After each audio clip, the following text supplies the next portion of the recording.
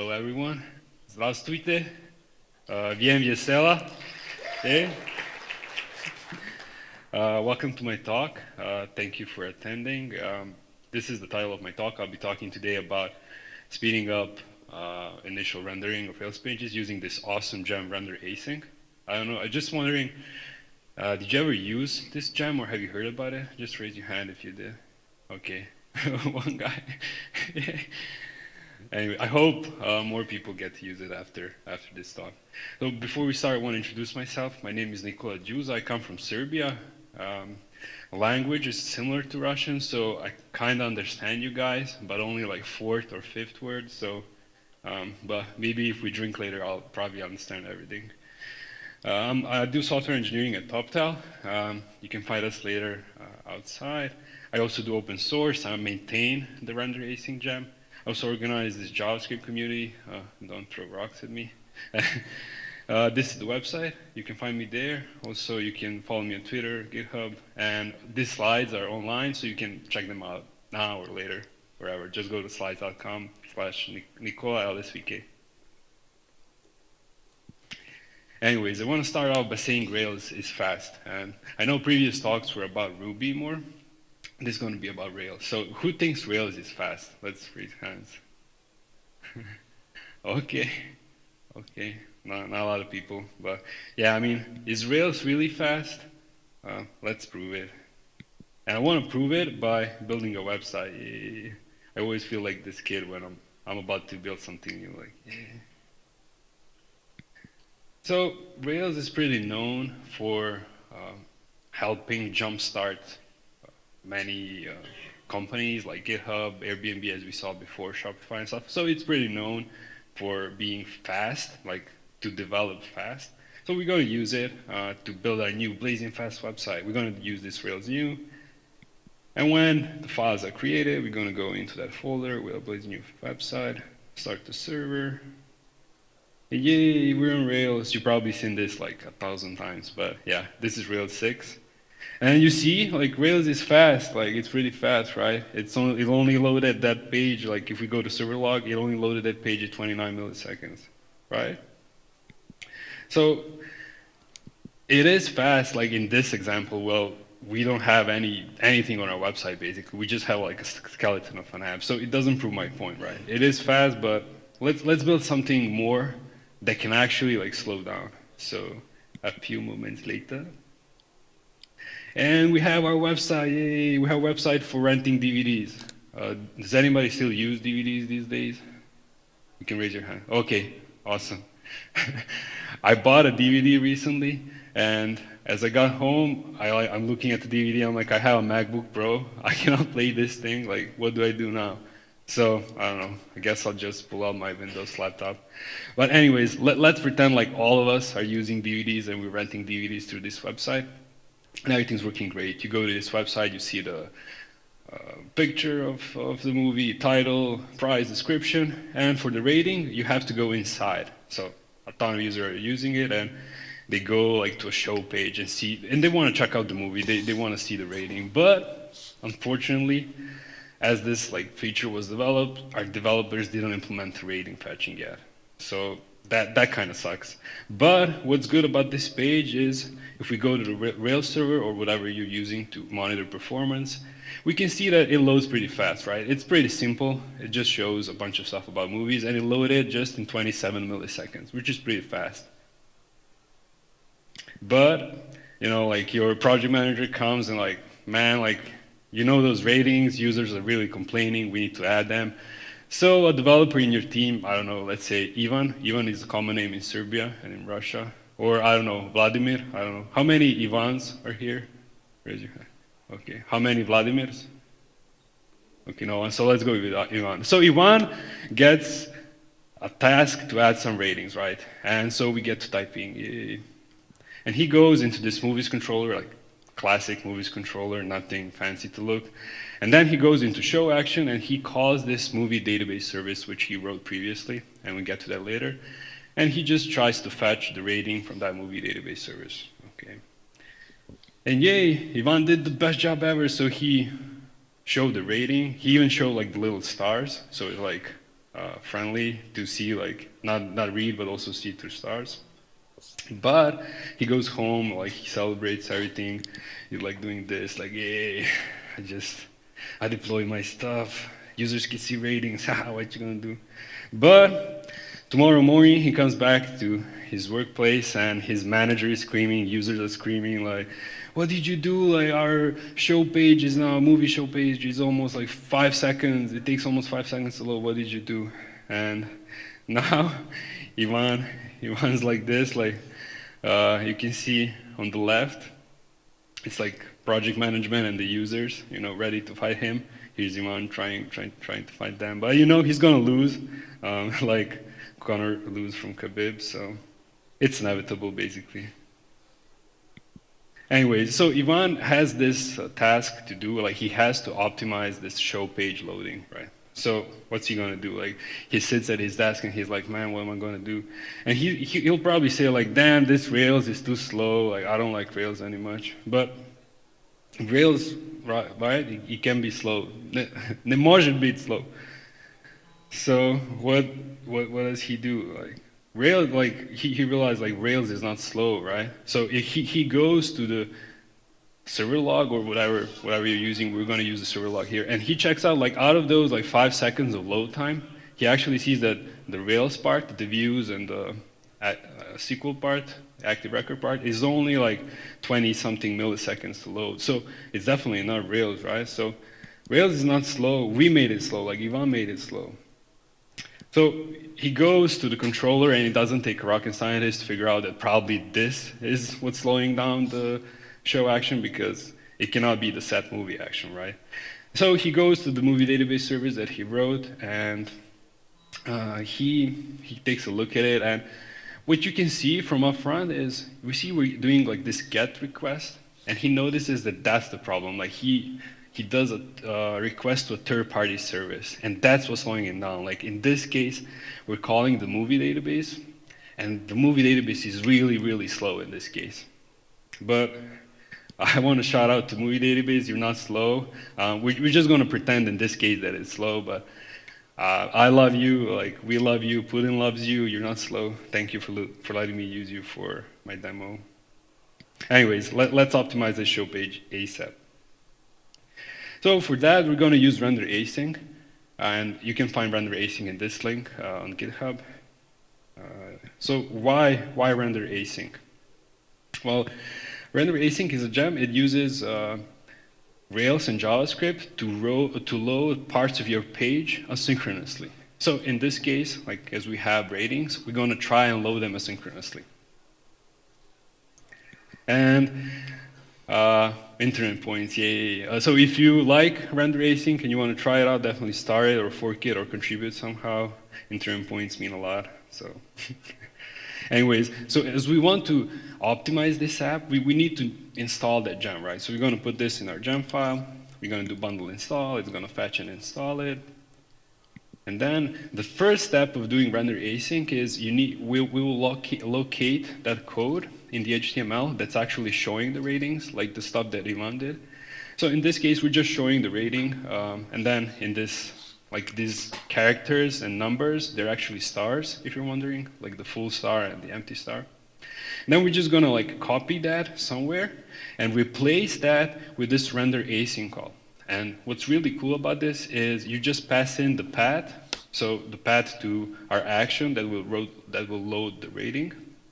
And then because we don't have that action defined yet, we don't even have this path defined yet, we're gonna go into config routes and we're gonna create our rating. So we're just gonna create a get rating, and this will actually define the path that we need. Okay, so we have the path, but we need the action. So we'll go to the movies controller, and we're gonna basically extract what we did in the show action, and we're gonna extract it to another action. So we like deload the show action, and we're gonna put it in this rating action. We're doing basically the same thing. We're calling the movie database service, we're getting the rating, but this time, we're not rendering the show, like the show HTML, we're actually loading a partial. So since we don't have that partial, let's create it. And we're gonna create it by, if you remember this, like this rating showing from before, we're gonna use that, And we're just gonna copy it over to the rating partial. So basically, we're just moving the rating logic from show to a partial, if that makes sense. And the last step, and I'll explain this later, is you need to put this content for in the application HTML, so just believe me on that. I'll explain later why. And we go and we roll up page and we're like waiting. The page has loaded, but we don't see rating, right? It should be in the bottom part, like here. But we don't see it yet, unfortunately. But after some time, it loads. And if we go to inspect like what happened in the server, we can see that our movies, like our show page for the movies, actually loaded in 24 milliseconds, which is really cool. So if you wanted to go and see a movie, you will see it instantly, but you would not get to see ratings yet. And that's because, and also you can see like these couple of partials loaded here, like RenderAsync and request vanilla. I'll explain that later. But basically what we did is we reduced the page load from 4 seconds to 24 milliseconds, which is really good optimization, like enough probably for a pay raise. I know you must be like, oh, are you a wizard? No, I'm not a wizard because this is still happening, like this rating call. We have the show page showing instantly, but the ratings are like slow. We still don't see them, and they take like 3 seconds to load. So yeah, we still have that. But what's good is you see the page instantly, but what sucks kinda is that user still sees this. So he goes to movies and he expects to see the rating, but he just sees like empty stuff at the bottom, right? So let's try to fix this. We can add a placeholder so user can like see what's going on and not be like, where's my rating? And we can do that just by passing a block to RenderAsync. And this is really good because this will actually translate to this. Like before the rating is loaded, you will see, like user will see that loading movie rating or whatever. You can put whatever there basically. It doesn't just have to be text. Magic. But is it really magic? No, of course it's not magic, even though it looks kind of magic-y. But how does it work? How does RenderAsync work? Well, it has two parts. First part is, I'm going to go through it, it's Rails part, and second is JavaScript. And with the Rails part, we have a couple of things in there. So we have this view helper that you saw before. And it basically, in the code, it defines that RenderAsync, which we called, and it makes it available. So we make it a Rails engine in the gem, and it makes it available in views, like so we can render partials from it. And the main purpose of the RenderAsync view helper is to pass in the arguments you give it to the RenderAsync partial, which we'll get to the next. And this is what view helper looks like in the Ruby code. So it can accept a bunch of stuff, but the only required argument is path. So the only thing you need to like give it to RenderAsync is the path, which you need to load. So you can also pass in an event name, placeholder, all of those stuff. I'll get to that later. But yeah, with path is the basic usage. Then we have the RenderAsync partial, and that's the partial which its main point is to render those HTML elements, but also render that JS part that's responsible for fetching those requests asynchronously. And this is how it looks. So I don't know how well you can see, but I'll break it down. I won't show it to you up front. So this is the HTML part. You can see like it uses lots of ERB, embedded Rubies, and you can see that you can basically customize that HTML however you want. You can define even the HTML name. By default, it's div. But if you're rendering RenderAsync inside a table, inside table rows, you can use tr HTML element name. You can define its ID. You can do its class. As we saw, you can define its placeholder. And this is the part that's responsible in that partial. This is the part that's responsible for rendering the JavaScript part. And it has like if-else.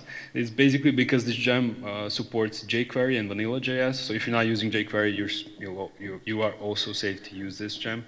And what it does is it passes on all of the arguments that you passed into the RenderAsync call. It passes them to JavaScript. And if you remember the content 4 that I told you is the last step of implementing this, well, this is where this comes from. So at the top, you see at the first line, we have content 4 render async. And this is the part of the code that actually gets rendered into your app. So we take the JavaScript and we render it into your app wherever you put this content 4 render async. So you can put it in your, I don't know, head or body, whatever, wherever you want, basically. So that was the Rails part, and now into the JavaScript. I don't know how much you like it, but let's go. JavaScript part, it makes requests.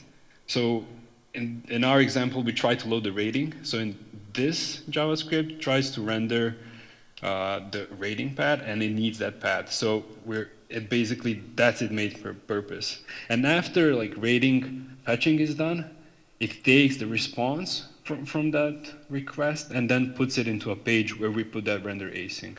And let's see how that works.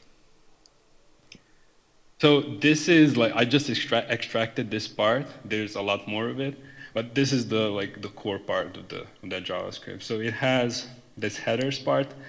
It also uses embedded Ruby there, so it basically gets the headers, checks whether there's cross-site request forgery token. If it is, it sets it to the headers. Then it tries to make an AJAX call to the server. With URL, you can also define a method. It doesn't have to be a get. You can also do post or delete or whatever you're trying to do asynchronously. You can also pass in the data. But when the request is done, you have two options. You can do polling with this gem, like polling for changes. So if you're doing polling for changes, it will get that container, just empty it, and replace it with a response. But if you're not using polling, it will get that container and replace it, like totally replace it. This previous one doesn't replace the element, but this one does. Anyways, if it matters, I know some people it really matters to them. And then we have you can pass in an event name. So when the request is done, we can actually dispatch an event, and then you can catch it in your app and do something about it. That's it. That's Rails and JavaScript part explained.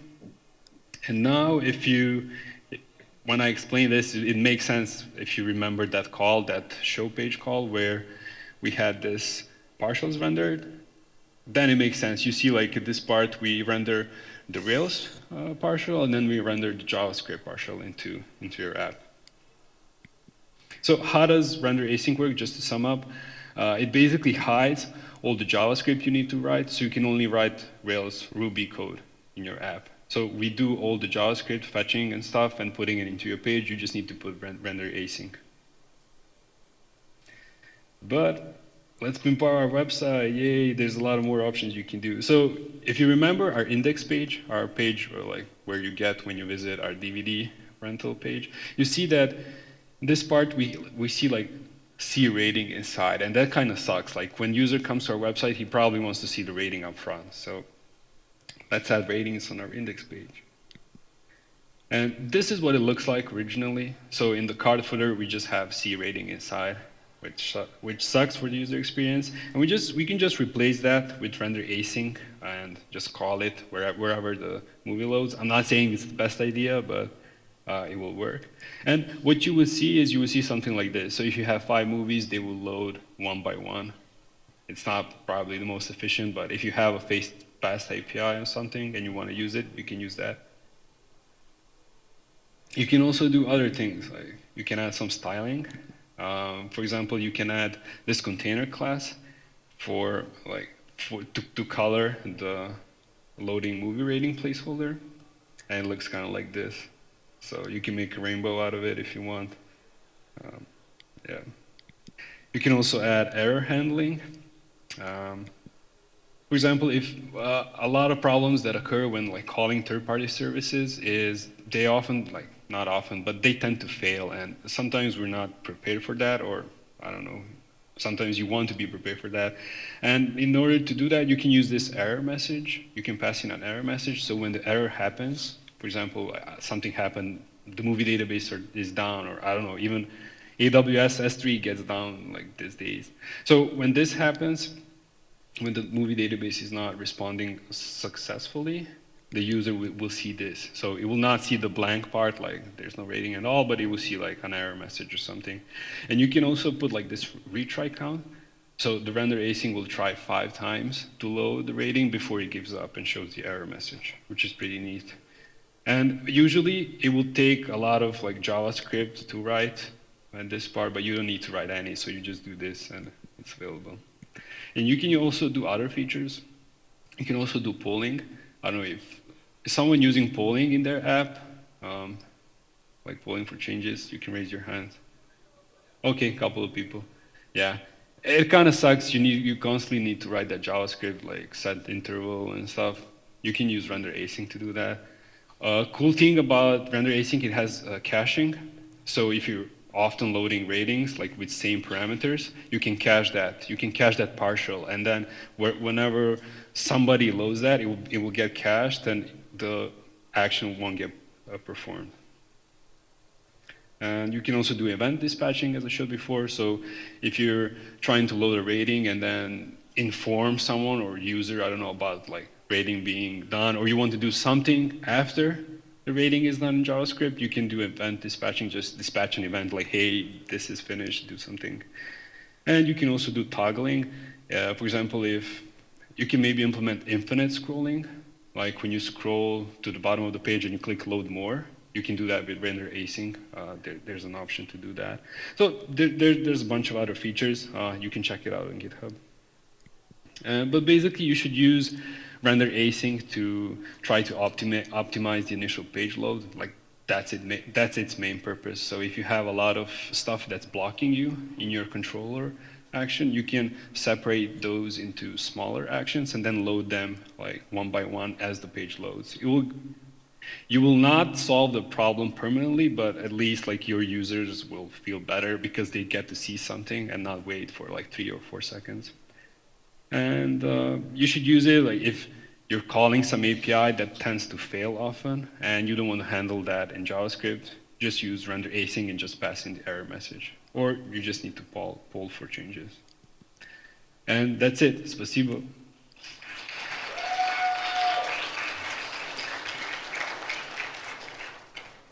Thank you. And now questions. We have 10 minutes.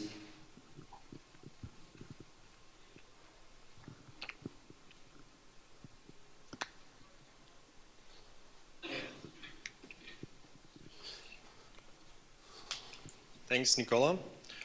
The question, going back to that page with index page with movie ratings. So now we, no, that one is fine. So let's assume I use your gem and I'm doing 1 request per movie. And let's assume it's kind of, we have API limitations for those requests, and I know that there's one more endpoint that I can get bulk data regarding ratings. And is there any way to still use your gem when I want to make like 1 request and map the results through all those movies? Well, in this case not, but maybe you can do something with event dispatching, like try to use RenderAsync to fetch that one API call and then dispatch an event and do something, but it's not possible at this point. But if you have an idea, like you can maybe submit the pull request. Okay, thank you. Yes, thanks, Nikola. One question about search engine optimization. Do you have any options like server-side rendering in some cases? Using this gem? Yeah. I want for users, for example, to load asynchronously, and for Googlebot, for example, to wait to see this content. Yeah. I'm not sure. Maybe you can try to check if you're being like scraped by Google or something and try to load them like. Yeah, maybe just on a first entrance to like render and render everything and then use RenderAsync for users especially. So no specific options. No. Okay, thank you. No problem. There's one downstairs.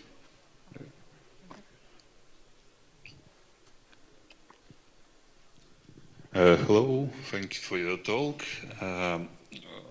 We have events for successful loading data, yes?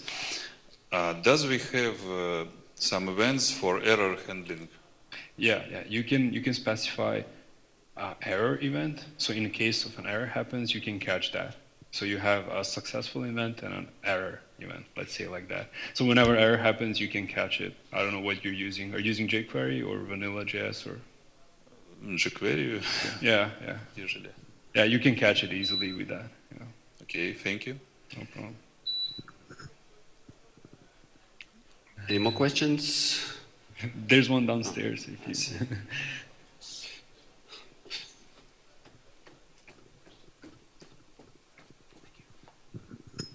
Thanks, Nikola, for the talk. How do you test this feature, basically? Do you write functional or integration tests, or is there some switch to turn the async off here? Maybe that's kind of similar to the SEO question, like a feature where you can say, I want the rendering to happen instantly as I run the test or something like that. Yeah. You write tests, right? Yeah. I write that. Actually, I speak about testing a lot, but in tests, I had problems with it using Cucumber and Capybara. I had to wait in some cases, like for it to load. But to answer your question, no, there is no exact way to say load now, do not wait. Oh, so when you say render async, it could just check some configuration and say, okay, now I'm not going to render it asynchronously, but instantly. Yeah. It could probably be done. Yeah, I agree. But I don't know. Have you tried using Cypress? I mean, I write integration and end-to-end tests mostly. And what is Cypress? Cypress is a testing tool. It can actually wait. It actually waits for stuff to finish. It can wait for your request to finish. I know it's really hard to do that in Capybara and Selenium. Yeah, I wonder, is it possible at all? Yeah, there is a hack actually. You can count the number of requests that are being dispatched from your app and check how many are finished each time and wait like that. So, but usually most of these calls, if you're testing them using integration or end-to-end tests, they're pretty fast in tests. So, but it's it could probably lead to some flaky tests, if you're calling an actual third-party service. Yeah, that's what I'm wondering. Okay. Yeah, I mean, testing is hard in general, so yeah, I don't blame you. But if anyone wants to, I mean, we can talk later about testing. All right. I'll tell you everything about it. I had some hard time testing asynchronous stuff in Rails, so. Yeah, welcome to reality. Yeah. Thank you. No problem. Thank you, everyone. Спасибо. Yeah. Actually, I have one question for myself. So when I first saw the name of the talk, name of the game, RenderAsync, I had an idea that it is about rendering the different part of the page asynchronously, but not in that way. But for example, if you do it in a threaded way, for example, rendering each partial in a different thread or something similar. So, what do you think about this idea? Sounds pretty good. I'm not sure where to start from implementing that, but if you can help me, I would love to have that. I would love to have that in my gem. It sounds good. Thank you. And do you have a vanilla JavaScript option instead of jQuery? Because jQuery at some point is considered outdated. Oh yeah. I just showed the jQuery part because I think it's most familiar with people. But actually, if you install this gem, the default part is vanilla.js. So you don't need to have jQuery at all. It's just the code is nicer to show in jQuery than in vanilla.js. Thank you very much.